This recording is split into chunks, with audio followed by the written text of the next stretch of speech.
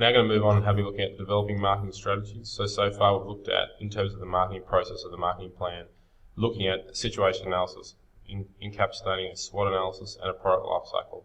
Then have a look at undertaking some market research to identify key factors.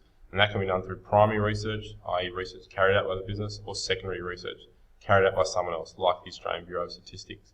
The business will then look to establish its market objectives. So what are the key things we're trying to achieve here? Is it increase in sales? Is it increase in market share? It will then look to identify its target market, and it can do that through a mass market approach, through a segmentation approach, or a niche market approach. Now we're looking at developing marketing strategies. Now this will be covered in a lot more detail in the next chunk, because the next chunk is marketing objectives. But to look at it, we'll just look at this very quickly in terms of developing marketing strategies that are integral to the overall marketing plan. So the key elements of firstly, an explanation. So once the target market has been identified, the next step is to develop strategies to reach the market and to achieve market objectives, which are the two previous parts of the marketing plan.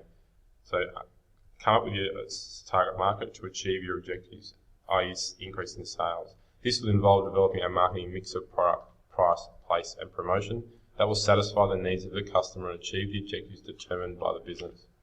So what is product?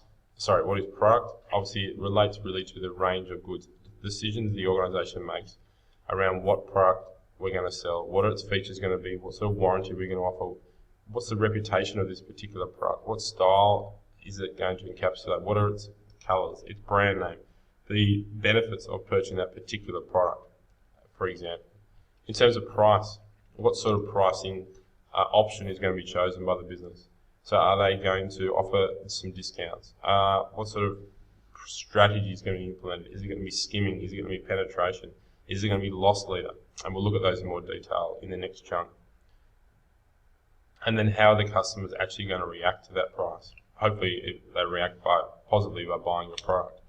In terms of place, consider where are we going to use intermediaries? Are we going to use a wholesale system in terms of selling it to the customer? How are we going to distribute that product? How are we going to transport that product to get it to the customer?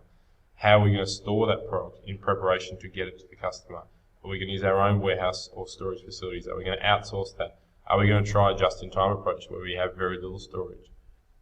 And then the fourth element of strategies, or the marketing mix I should say, is your promotion strategy. So are we going to use advertising? Are we going to use billboards? Are we going to offer sales promotion, i.e.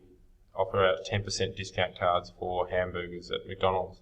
Are we going to implement some sort of publicity? Are we going to try to have or get the benefit of some public relations, i.e. PR?